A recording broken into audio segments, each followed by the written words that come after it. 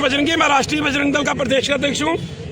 हमने आज जो विरोध प्रदर्शन किया है वो श्राइन बोर्ड के खिलाफ है और उमर अब्दुल्ला सरकार के खिलाफ है। आपको मालूम है कि जिस प्रकार से पूरे 1 महीना पहले हमने यहीं से संघर्ष शुरू किया था, जिस प्रकार के सीटों का आवंटन श्री माता वैष्णो देवी मेडिकल कॉलेज के अंदर किया गया, 42 सीटें जो है मुस्लिम छात्रों को, 7 हिंदू छात्रों को, 1 सिख छात्र को जो है वो अलॉटमेंट की गई। हमने उन छात्रों का विरोध कभी नहीं किया क्योंकि वो देश के अंदर सबसे बड़े नीट एग्जाम से जो है वो क्वालिफाई होके आए थे। लेकिन हमारी ये मांग थी कि जो पैसा है वो श्राइन बोर्ड का है, वो पैसा हमारा है। 1.25 करोड़ हिंदू जो है वो श्री माता वैष्णो देवी के यहाँ पर माथा टेकता है और वो वहाँ पर चढ़ावा चढ़ाता है। वो पैसा जो है वो यहाँ पर इस्तेमाल किया जाता है। इसलिए इस पैसे पे हिंदू धर्म का हक है, हमारे बच्चों का हक है। और हमारी मांग थी कि आप इस मेडिकल कॉलेज को बंद कर यहाँ पर गुरुकुल खोलने का काम करें, क्योंकि हम किसी प्रकार से ये सहन नहीं करेंगे कि हमारा पैसा, हमारे संस्थान में जो पैसा आता है वो किसी और धर्म के लोगों के ऊपर जो है वो खर्च किया जाए। तो उसके साथ ही जिस प्रकार की भाषा का उपयोग प्रदेश के मुख्यमंत्री उमर अब्दुल्ला कर रहे हैं, तो कहीं ना कहीं लगता है कि वो कोई धर्म गुरु है या कोई मौलाना है, क्योंकि वो एक कम्युनिटी को जो है वो डिपेंड करते नजर आए हैं। हमेशा जम्मू कश्मीर की बात कर रहे हैं। जिस प्रकार से उन्होंने कल कहा कि आपके बच्चे मैरिट में नहीं आते तो हम क्या करें, उन्होंने सीधे सीधे टारगेट जो है वो जम्मू के अंदर हिंदू बच्चों को टारगेट किया।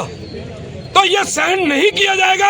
अगर मुख्यमंत्री को ऐसी भाषा का उपयोग करना है तो वो मुख्यमंत्री की कुर्सी छोड़ कोई मस्जिद के अंदर या कहीं मदरसे के अंदर जो है वो मौलाना बन जाए या वो धर्म गुरु बन जाए, तभी वो डिपेंड कर सकते हैं। क्योंकि संविधान के दायरे के अंदर वो मुख्यमंत्री सभी के हैं, तिरंगा झंडा उनकी गाड़ी के ऊपर है और देश की जितनी सुरक्षा है वो उनके साथ जो है वो चलती है। लेकिन ये बर्दाश्त नहीं किया जाएगा कि वो इस प्रकार की भाषा कर हिंदुओं को टारगेट करने का काम करें। और हम भारत सरकार से भी ये अपील करते हैं कि जल्द से जल्द इस मेडिकल कॉलेज को बंद कर दिया जाए और यहाँ पर गुरुकुल खोलने का काम जो है वो किया जाए। और श्राइन बोर्ड को भी ये हम अपील करते हैं कि हर जिले के अंदर, आपके पास इतने पैसे, हर जिले के अंदर गुरुकुल खोलिए, गरीब बच्चों को पैसे दीजिए, हिंदू गरीब बच्चों को, गरीब परिवारों के मकान बनाने में सहयोग कीजिए। अगर श्राइन बोर्ड इस प्रकार के काम करता है तो कोई भी हिंदू परिवार गरीब नहीं रहेगा, कोई हिंदू बच्चा जो है वो गुरुकुल के अंदर पढ़ने से वंचित नहीं होगा और कोई भी बेरोजगार नहीं होगा। लेकिन ये पैसा जो है किस ओर ले जा रहे हैं? एक तरफ मुख्यमंत्री जो है वो 470 एकड़ जमीन जो है सरकार ने आवंटित जो है श्राइन बोर्ड की यूनिवर्सिटी को दी है, वो उसका पैसा मांग रहे हैं।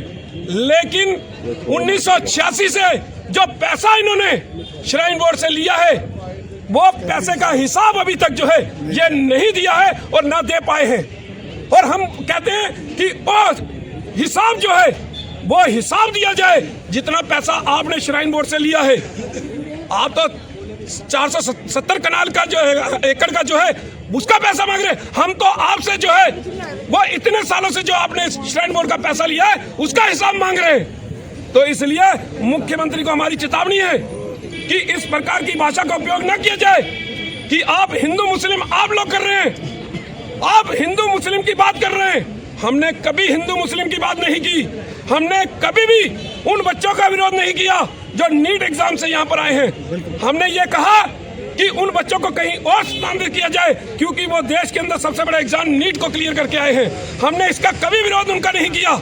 ना किसी कम्युनिटी का विरोध किया।